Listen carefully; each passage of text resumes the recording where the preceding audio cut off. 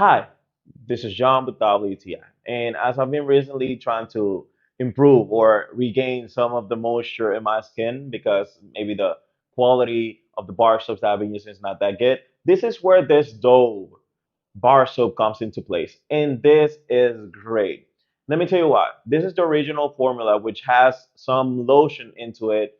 And even after you just take a nice bath, you feel your skin like it's well moistured. Where I live, the weather, the climate is really hot and it gets humid. So it's really important for you to stay hydrated. And at the same time, you're getting a really nice lotion skin. This is a nice, subtle skin, this lotion in this bar soap that is really easy. Everybody loves it. And at the same time, let me give you a tip. I've even had some of these boxes laying around my car in some specific places, and the smell just follows and goes through different places, and it's just great. But obviously, we're gonna use this as a bar soap. But the experience is really good. So this was John with WTI, and that was my point of view.